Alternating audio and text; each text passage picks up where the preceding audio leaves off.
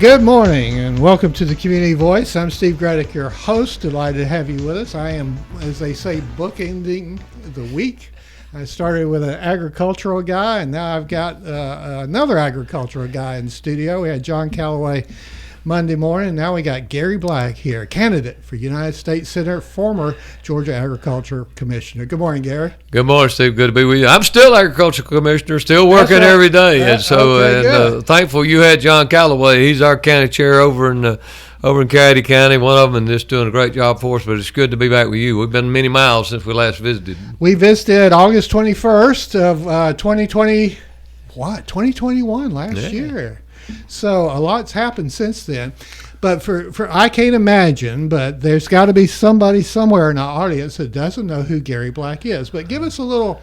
We're going to talk about your race and why you're running, and that'll be the next question. But before we do that, just give us a little personal background about Gary Black. Sure, Steve. Good morning, everyone. I am Gary Black. My wife's name is Lydia. We've been married 39 years. We live on the farm my father purchased in 1969. We raise commercial beef cattle and a few. You mentioned John Callaway. We fortunate to have 3 more bulls headed for his bull sale, his Afforda bull sale coming up in the fall. But we still raise a few cattle, and that's my golf and fishing and everything else what we do for fun and a little bit of business. I've got two children. My son just celebrated his 35th. Birthday, and he's involved in agriculture, and so my daughter and son-in-law are as well. They're up in Clarksville, and they got several businesses, but a couple of ties back to agriculture. I tell you, being Commissioner of Agriculture, I appreciate the chance to have done that for 12 years. There's been a mighty good team of people that's been behind me every step of the way, and many of them over here, Aaron and Linda McWhorter and Dave Huddleston. I'm so proud y'all sending him to the General Assembly, and he leads our efforts here in Carroll County. But there are a lot of mighty good people, and your listeners who have trusted me to do this job. We've built the best state brand in America, Georgia Grown. I've led trade missions all across the globe. We've kind of got this government working a little more friendlier and serving people. But there's one thing that, from a business background, Steve, a lot of folks don't know. I still chair a $180 million banking institution. It's part of one of my jobs. My current role, I just finished my 33rd session at the General Assembly in some way, shape, form, or fashion, and working in the Capitol. So that experience, what I think is absolutely going to take to win this race. My experience is deeper and broader, and we've got some mighty good people in this race, but it's deeper and broader than anybody in this deal. And I sure hope we're going to have a chance to go serve your community in another capacity, because there are a lot of things that are very challenging for us as Georgians and Americans. You were 21 years as president of the Georgia Agribusiness Council. I think that's what you were referring to. Before we get into politics and the current race, agriculture, agribusiness in Georgia, number one industry. I mean, before we kind of get going, tell us how important it is. Still, and that's a good platform. I think it's vital for having an understanding of the entire state. I've said many times, Georgia, I know Georgia, and Georgia knows me, and because of so many of these experiences. But we are agriculture still. Somewhere in the neighborhood of $74-75 billion enterprise in the state of Georgia. It's still the number one sector of the economy. We lead the nation in peanut production. But for Hurricane Michael 3 years ago, we were still leading in pecan. We were fighting our way back there. But forest products, a lot of people don't know we lead the nation in forest products, poultry, all of that's so important. The ports are so important in Savannah. We have so much export business that's vital to this part of our economy. We've got a burgeoning citrus industry now. It's not going to make its way up here in Carroll County in this region, but I still believe that industry is going to continue to grow in South Georgia. And of course, we can't get away from. I get paid to say this right now because it's Vidalia onion season. That started April the 12th, and so I hope everybody's enjoying our state vegetable this year. Another one of those specialty crops that Georgia is known for, and we actually have a great crop this year. So you've got a good life, had a tremendous career, you're active, you're all these things. Why in the world did you go crazy? Why did you want to run for U.S. Senate? Now, there's nothing crazy about when we go back. What was crazy is we lost 2 Senate seats last year. That should never have happened. I mentioned my son, I mentioned my daughter and my son-in-law, but I didn't mention a little 18-month-old grandson. His name is Kemper John Lou Allen. He's got a lot to do with me being in this race. I mean, sure, it would be nice to be a part of future pig shows and cow shows and t-ball games, and I still intend to do that. But I also would like for him to have a country pretty much similar to what you and I grew up in, because that's under assault right now. And so winning this race, I believe, is vital to saving this republic. Georgia, we went to sleep at the wheel last year, in my opinion. It's my turn now to wake Georgia up. And those folks that have trusted me to do this job, I believe they'll trust me and invest their vote with me to go defeat what is, Senator Warnock. I've never met him. I've seen him retire too, but never met him. And so I don't have any personal quarrels there. Quarrel with I have enormous differences when it comes to the even core values and just a general approach and worldview. I think ours are substantially different. I believe mine are more like what Georgia's like, and so being in a position to win this race, that's one of the things. My wife and I agreed, just like you and I've talked a while ago, we have to win this race. And so then you get into the columns of who can win, and I've had the largest percentage vote total of anybody on the ballot for the last 3 general elections, and that ability to win is an important part in the asset column. We're going to go to a break and come back and dive into a couple of the primary issues of this race. But before we do, you mentioned Georgia values and worldview. Yeah. We hear more and more and more about how Georgia now is going blue, Georgia's purple. Has Georgia changed when it comes to worldview and values? You know what? There were some folks at at an event we had in Athens this past week, working in the hotel and serving us. And so we're in a Republican meeting, and of course you don't know what any. I always thank folks for helping us, but when I said. With our group, we have to remind them of our, I'll tell you what my values are. My values are the authority of God's word. It's inerrant. I am 100% pro-life.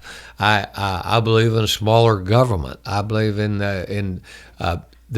I don't want the hand. Go back to old Adam Smith's Wealth of Nations, the invisible hand of government. I don't want that hand or Raphael Warnock or Joe Biden's hand in my pocket anymore. And then but here we stepped up. That lady said, "You got my vote." Mm-hmm. Now, was she a typical voter? But see, there's Georgians want somebody with a spine. They don't want all the rhetoric, and they want to get back to, I think, solutions.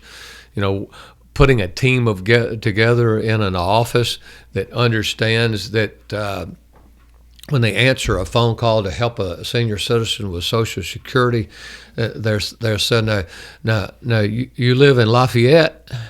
No, you live in Lafayette. Walker County. And Cairo's in Egypt and Cairo's in Grady County. And I think that people want to put their senator to know that and Murchie's in Florida. Have that experience to do that and expect the same thing out of all the people on the team. All right. And so those are the kind of things that Georgians are looking for. I'm absolutely certain, and that's exactly what I can deliver. Our guest this morning is Gary Black, candidate for United States Senate. We're on Facebook Live. If you have any questions or whatever for Gary, and we're also on 106.3 streaming live on our app in 1330 a.m. We'll be back with more with Gary Black after this. As a believer in the power of education, we are called to set the standard by shaping and empowering the minds of future generations through quality education. Oak Mountain Academy embraces this philosophy, which is why my children attend this prestigious school. I am elated to serve on the OMA Board of Trustees, where together we prepare students and remind them to trust and believe in the power to transform the world. I'm Dr. Brian Bain, inviting you to celebrate our 60-year legacy of academic excellence. Visit us at oakmountain.us. Health is a journey. It's making better choices, even when it's not easy.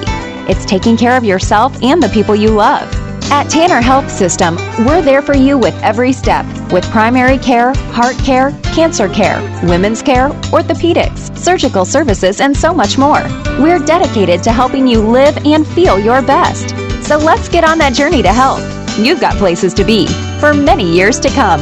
Find us at tanner.org.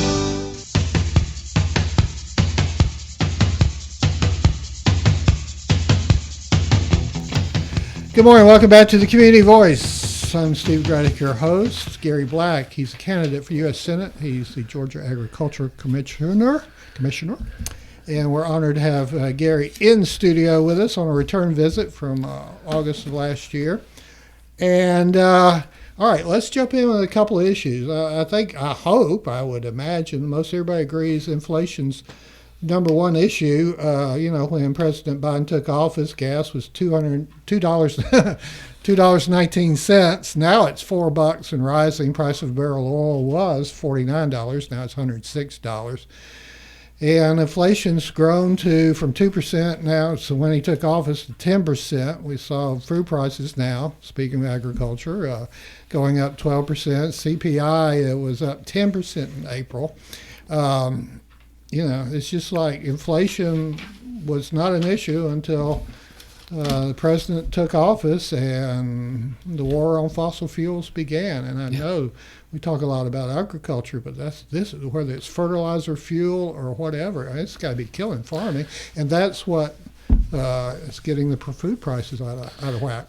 It is, Steve. It's a tragedy.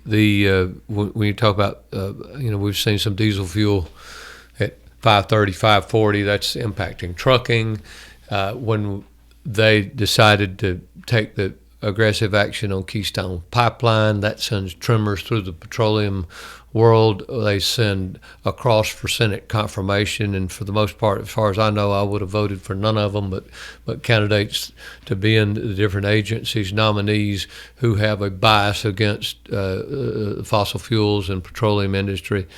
Those kinds of things do not contribute to confidence with people, and there are tremors that have gone throughout the economy that are certainly aiding and abetting this inflationary spiral. We also had a debacle with the pullout from Afghanistan. Let's not forget that, because that debacle sent tremors throughout the world. And like an old mentor of mine told me a long time ago, evil never takes a day off. Sheriff Terry Langley knows that, and evil never takes a day off. So we create a vacuum of leadership, and that's part of Putin's actions right now. That sends the world into a spiral, continues to contribute to the problems with the supply chain. I have on my farm, I've got a gator. Many of your listeners do too. But it's vital to our deal. It's been sitting in the shop 2 weeks because we can't get a sensor. In America, we can't fix an ATV because of the supply chain problems. All of that is contributing to the inflation, that uncertainty. Food, we are going to see commodity prices go up, but I'm not sure that the cost of, if peanuts are $550 a ton or if they're $800 a ton, that's not going to exactly impact a bag of peanut-coated or candy-coated M&Ms or peanut butter. But what they're seeing with rising wages and all of the other things that are bearing down on the marketplace, that's what's raising inflation.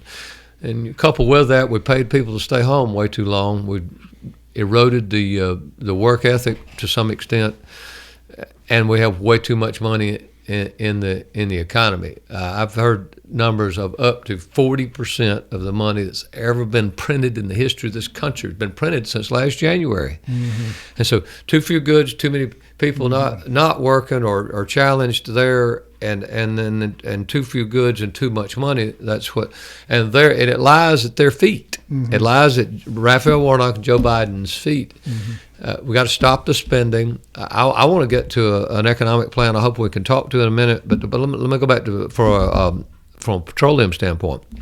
This is what I see the Democrats do. You say, well, are there conspiracies going on? Is it absolute incompetence? I think it's incompetence.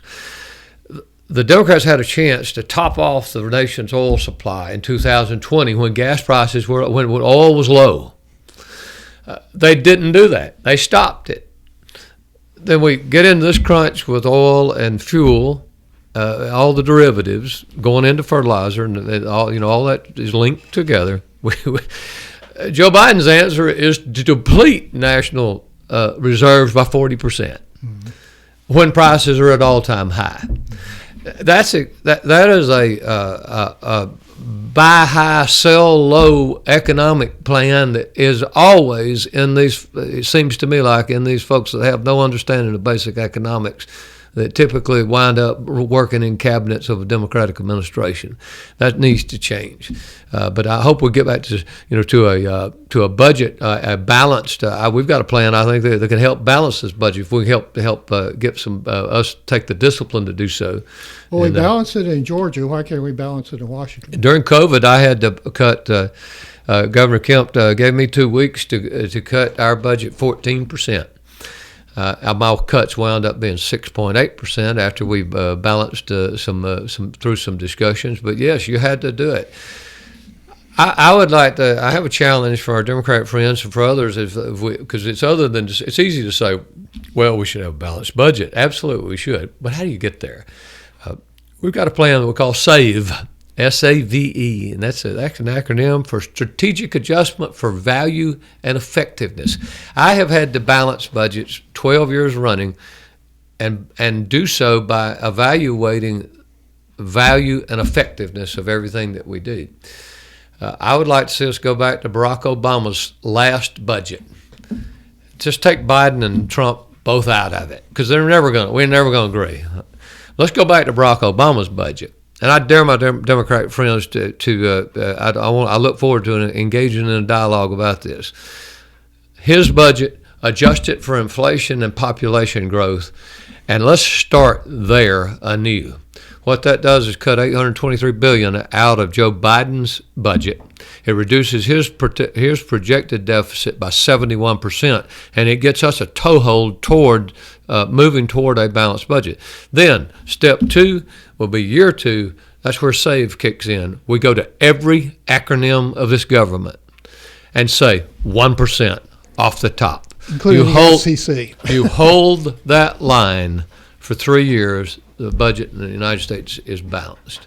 Now, do we have the discipline? Do your listeners, do all of us have the discipline to do this? I suggest we must move in this direction because our fiscal health, that ties us, that is eroding our national security, the economic security, the security of our homes and families. All of that is tied together. But we've got to get inflation under control. It starts with stopping spending and returning to energy independence. For the sake of time, we're going to need to move on to another topic that I know is very important to you. In fact, you've made 2 trips to the border recently, and from what I understand, when Joe Biden took office, we had 405,000 total encounters for fiscal year 2020. And now the Customs and Border Patrol year, which runs from October to September, is now expecting that to double to 805,000 total encounters. You've been to the border twice. What did you see, and how dangerous is this for America beyond just the issues of fentanyl, terrorists coming over,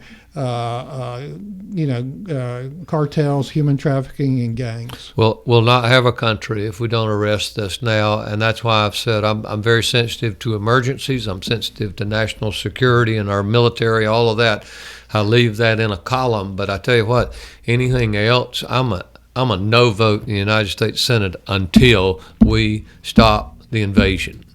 That's what has to happen. The number right now that I have, Steve, is north of 900,000 who have been apprehended after illegal border crossings since October 1st.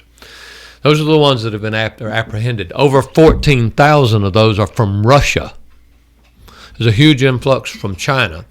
Now, what do? They get a court date and never come back. I've seen the detention center. I've been there. what happens? Where's the fentanyl? Where's the human trafficking? Where's that coming from? That's from the diversionary groups. Over 60,000 we've not apprehended. And that's real, folks. It's women, infants, and children. It's something to be, there's an emotional tie there that, and I'm sensitive to those, and I'm sensitive about talking about how do we reform immigration, legal immigration, down the road. But unless we seal this border, we've got to build a wall. I've stood on tops of stacks of wall we've already paid for. We got to get that back. I would love to see us designate the the drug cartels as terrorist organizations. Is precisely what they are. But tell us about, you made these trips recently, and tell us precisely, you stayed up all night, you went deep into it. What did you personally see? Oh, I've been a part with Customs and Border Patrol and escorting new people into our country. And what they do is that they'll concentrate resources, so there'll be 40, 50, 60 in a group, and they'll come in, and then CBP has to concentrate resources in order to process them. I was there as they were being processed, then the radio goes off, and those runners are about 2 miles away. That's where that other 60,000 is coming in, bringing the drugs and the people. And so I've seen it. It is they're from all over the world. CBP apprehended people in the last fiscal year from 151 countries across the globe. They're coming here again. The latest discovery is just the ties back to modern day slavery. That's exactly what it is, because you don't cross without paying a fee. And if you don't have the money for the fee, here's what the drug cartels do. You're saying, okay, you're from Guatemala, okay, that's $3,000 a person. You're from Russia, that's $9,000 a person. You don't have the money. Let me do a little quick transaction with you. Tell me where your people are in Guatemala. I need their telephone number and address. And you're going to, where do you have family here? Oh, Minneapolis. Okay, I need that cell phone number too. I said, so there's 4 of you at $3,000, that's $12,000. I have you in my account now. And I also have the contacts of your family you will pay. And it's happening every day, every night. And so that's modern day slavery. We ought to be absolutely abhorrent activity, unless we got to take the terror to those terror organizations. And I believe it's absolutely essential that we do this for our future. Our guest this morning is Gary Black, candidate for United States Senate, current Georgia Agricultural Commissioner. We're going to talk politics. We're on Facebook Live, 106.3 FM. We're going to be back with more with Gary after this. I'm Michael Flynn, Oak Mountain Academy class of 1978. Katie Flynn, class of 2010. Justin Flynn, class of 2014. Logan Flynn, class of 2019. And I'm Marnie Flynn, current teacher at OMA. My uncle Richard Orm Flynn, a founding father of Oak Mountain Academy, had a vision to see students become confident leaders who hold a faith-based value system in an academically rigorous environment. We are proud to celebrate 60 years of fulfilling my uncle's vision. Our family invites you to visit the campus or oakmountain.us today. Health is a journey.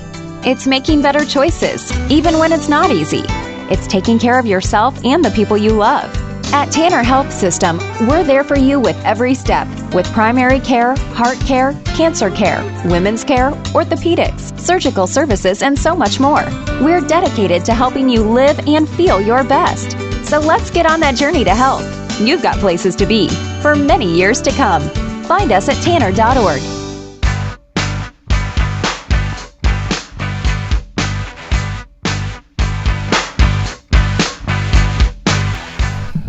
Good morning. Welcome back to the Community Voice. I'm Steve Graddick, your host. Gary Black, candidate for U.S. Senate, Georgia Agricultural Commissioner, is in studio. Maybe there's one candidate in this race that has a higher name ID than Gary Black, and that would be the Heisman Trophy winner, Herschel Walker.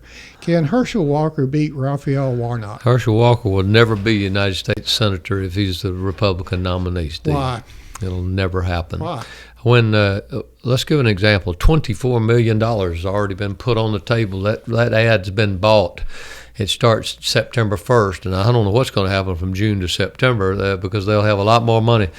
But that message will be poured on top of a significant record of domestic violence, of threats of shootouts with police, disastrous business deals, and an inability to even tell the truth about your own resume, the basic things.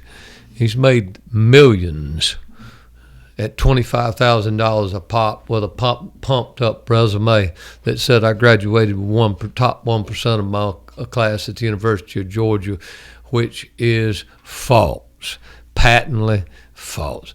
Never graduated, wasn't high school valedictorian, and then their campaign answers by saying, well, all this is fake news, and really and truly, all that's just little stuff, that he'll still be a great senator. And let me tell you what, he won't show up for a debate. He won't show up now. He won't show up for you in the future. He won't tell the truth now. He won't tell the truth in the future. But see, I suggest there's not going to be a future, because those very things are what Raphael Warnock will use to defeat him. And he said last Saturday, a question about the Second Amendment. It is so bizarre. He says, I don't need to carry a gun. I am a gun. I'm a bad man. And when you hold a pistol to your wife's head after you've choked her unconscious, you're a bad man, and Georgians are not going to tolerate it. I have no personal malice against Herschel. I was there. My ring says 1980. I stood up at every game, and I cheered him on. But he's in the wrong game, and he's talked into this for the wrong reasons, and he's been advised by people who have no interest in Georgia. Georgians deserve better, and they're gonna vote better too. Most people don't pay that much attention to politics. I mean, I think about 20% of us that do, and the rest of us just want to go to ball games and have a good time and raise a family. With that said, politics is a brutal sport. It's a blood sport in a sense. And Raphael Warnock has almost unlimited funds, does he not? Absolutely. And those things poured on top of that record. The difference in Herschel, and I have a 40-year record of service to Georgia in every county of this state, and good folks that want to go do good things for Georgia and their families. You take my record. Herschel, great. Yeah, he's got a big trophy, and I salute him for that. But his other record that I'm aware of is at the Irving, Texas Police Department. And you compare those records. Let Raphael Warnock expose that record on a daily, if not hourly rate from June to November. He'll never win. If I'm the nominee. See, our nominee, if we want to fire the incumbent, that's politics 101. You got to give a reason to fire the incumbent. This incumbent supports open borders. This incumbent, Raphael Warnock, he's been a contributor to the problems we have with inflation that are affecting every family. It doesn't make the zip code, the partisan side of this doesn't matter. Inflation's attacking everyone, and it lies at his feet.